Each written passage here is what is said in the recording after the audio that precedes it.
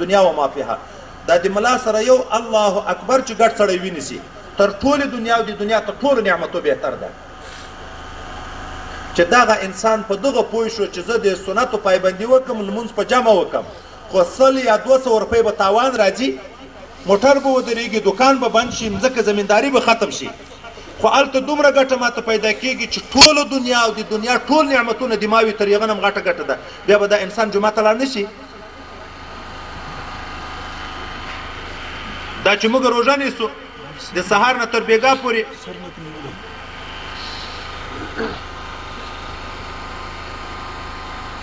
لږ لوږه او تنده تېروو د ګرمۍ په موسم کې به شاید په موږ باندې لږ روژه تکلیف وي خو چې دا تصور وکړو چې دغه روژې په جنت کې خاص دروازه د باب الریان چې جنتیان جنت ته په هغه روژتیان په یوه خاص دروازه باندې ننوځي او خدای پاک دیدار په نصیب کېږي د سړي د دغه روژې په برکت باندې بیا به دا لږ لوږه او تنده تېر نه کړو چې زکات تصور یې وکړو 40 روپۍ مه کمیږي 90 روپۍ حلالې راته پاتې کېږي خو د دغه 2 روپۍ عوض یو په 200 خدای پاک بیا په جنت کې راکوي بیا چې عقل سړی ولري دا د 2 روپۍ ادایګي به ورته مشکله شي چې ابدي زندگی په برابرېږي او یو په 200 برابرېږي چې د یو صدقې تصور وکړو رسول الله وی یوه خجوره چې په اخلاص څوک صدقه کړي الله یې په قیامت کې دومره ورته لویوي لکه د احد غر الحمدلله غټ سعادت ده عبدالله خلیفه صاحب مبارک هم دغه راغی کینې ځای په ځای کینې درته لیار ورکوي درته دا چوکۍ طرف ته راولي نو چې دا تصور سړی وکړي یوه خجوره چې صدقه کې او هغه یوه خجوره صدقه د احد غره په انداز باندې جوړېږي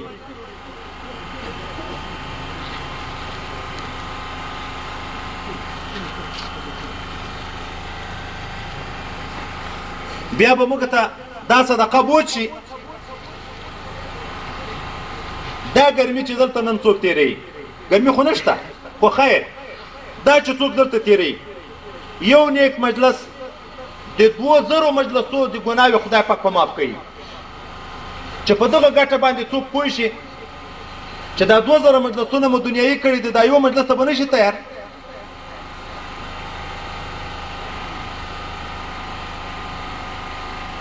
غرض دا ده موږ او تاسې باید د رسول الله صلی الله علیه وسلم د دغو 4 شیانو تصور بار بار وکړو د ده د ښایست تصور چې زړه کې مو عشق محبت پیدا شي رابطه پیدا شي د ده د اخلاقو مبارکه و چې مخکې مو بیان کړه د ده د احساناتو چې مخکې بیان شوه او د ده عقلي پیروي کې دا 4 محبتونه چې یو ځای شي بیا نو تر هغه محبت غیر اختیاري پورته کېږي د سړي د ځان سره محبت د اولاد سره محبت د مور او پلار سره محبت د خپلې ښځې سره محبت دا غیر اختیاري ده طبعا د موږ د خپل اولاد سره دومره محبت ده د رسول الله صلی الله علیه وسلم سره دومره محبت شته ښکاره خبره ده نشته صفا به ویایي نشته لیکن که د دغو 4 خبرو تصور و بیا تر هغه نه زیاتېږي دا محبت پیدا کېږي که نه پیدا کېدی بیا رسول الله نه غوښت دا چې وایي چې لا یؤمن احدکم حتی اکون احب الیه من والده و ولده والناس اجمعین تر څو سړی مؤمن نه ده چې زه دته تر ځان تر مور و پلار تر اولاد نه یم ور محبوب شوی خو غواړي رانه دغه محبت او هلته قرآن وایي لا یکلف الله نفسا الا وسعها الله سړی نه مکلف کوي مګر په هغه شي چې د په طاقت کې وي که دا محبت تر هغه محبت نه زیادت د موږ په طاقت کې نه وای بیا رسول الله د موږ نه غوښت خو دا هلته پیدا کېږي چې د دغو خبرو احساس وي ځکه صحابه کرامو کې عشق واقعي دغومره و چې تر ځان تر مور و پلار تر اولاد تر هر چا نه زیات و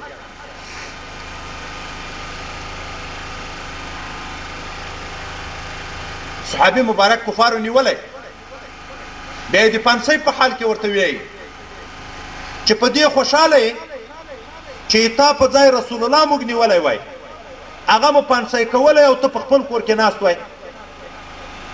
دی ورته دا څه کوې ما دې په خدای قسم وي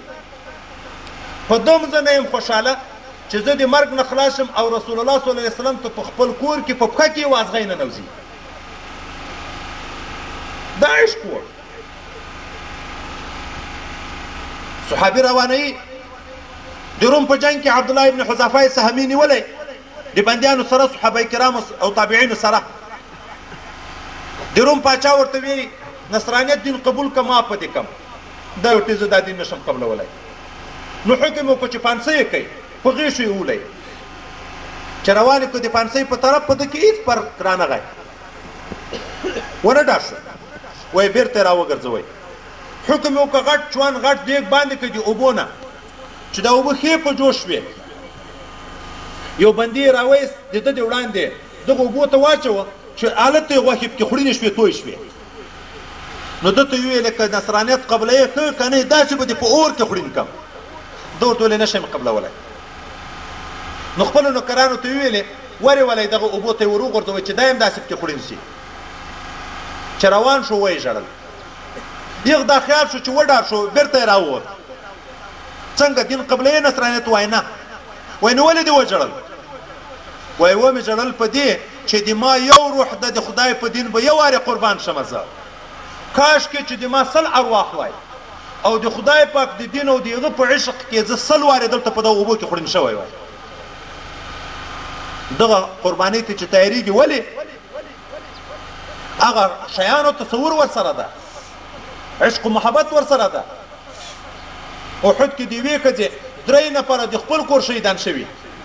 میړه شهید ده ورور شهید ده پلار شهید ده خو چې د رسول الله د شهادت اواز ابلیس لعین پورته کړ مدینې منورې ته چې دا خبر راغله چې رسول الله شهید شوی ښځې او نر په چغو په بغار ووته ښځې ته شهید په مخه ور وړی کېږي دا څوک ده دا د پلار ده دا وی رسول الله څنګه ووایي هغه جوړ ده مخ ته تېرېږي د بل شهید په مخ ورځي دا څوک ده دا د ورور ده هغه پرېږدي او مخ ته تېرېږي بل شهید په مخ ورځي دا څوک ده دا د میړه ده هغه پرېږدي او دا مخ ته تېرېږي تر څو پورې چې په رسول الله صلی الله علیه وسلم سترګې ولګېدې او بیا ورته ویې چې یا رسول الله کل مصیبت بعدک جلل هر غم چې ته مې ول دی ذاتې اسانه دې لاړه ختم شوه عشق و ایمان کامل و یوه ښځه 3 نفره د خپل کور شهیدان شوي او موږ تاسو وینو که نه چې ښځې په زړو کې ډېرې نرم دي صبر دی نه شي کړی خو هلته یې د رسول الله عشق دومره تیز و چې د رسول الله د شهادت غم غږ یې چې واورېدو پلار یې ویر شو میړه یې ویر شو ورور یې ویر شو نو زه خبر ذاتي بس کومه دا درته عرض کوم چې بار بار موږ تاسې د علماو سره باید په مجلسو کې کینو که دی نه راته بیانوي خپله پوښتنې تر کوو د رسول الله صلی الله علیه وسلم د کارنامو بیانونه چې راته کوي د صحابهو تاریخ چې راته بیانوي د اولیاو تاریخ چې راته بیانوي او د علما کرامو حالات راته بیانوي د دغه دین قدر به موږ ته معلوم شي چې په دغه دین خلکو څومره تکلیفونه تیر کړي موږ احادیثو مبارکو کې د راویانو احوال ذکر کوو محدثینو بیان کړي ولې بیان کړي دي وایي دغه دپاره چې دا شاته طالبان هغه تکلیفونه په ځان راولي چې دا دین داسې خوښه شی نه ده دا حدیث داسې خوښه شی نه دی یو داسې لوږې تېرې کړي داسې مسافرۍ یې تېرې کړي په داسې مسکنتو کې دغه دین حاصل کړی چې حتی د غاړې کامیس هم خرڅ کړی د خو دین نه ده پرېښی علم حاصلول نه دي پرېښي یغو په عباداتو کې څومره تکلیفونه تیر کړي امام بخاري په یوه ورځ په لمانځه کې خپل شاګرد ته د لمانځه نه چې فارغ شو ویې ته مې دا شا وګوره چې شي وچېچله چې هغه یې ګوري 14 ځایه غومبسې چیچلی دی خدای لمونځ نه پرېږدي ولې په لمانځه کې یو خوند ده ورته خوند عشق ده 14 ځایه یې غومبسه چیچي غالبوزه څوک غومبسې څوک زنبور څوک څه ورته وایي دا برداشت کوي ولې هغه لذت او هغه حسي خوند چې په لمانځه کې درته پیدا ده تر دغه نه ډېر زیات صحابي په لمانځه ولاړ د کافر 3 غیشي ولي او په بدن یې غیشي ننوځي خدای سورت کهف په لمانځه کې وایي نه یې پرېږدي ولې خوند ورته پیدا ده انوارات او تجلیات ورته پیدا دي دا هلته کېږي چې د دغو شیانو یاد ډېر وي مجلسونه ډېر وي واقعات ډېر اورو نو بیا دا محبت پیدا کېږي موږ تاسو ته د خدای پاک بار بار داسې موقع په لاس راولي چې په هغه کې دیني مجلسونه جوړېږي او په هغه کې علما کرام موږ تاسو ته دینی احوال او دینی قصې بیانوي،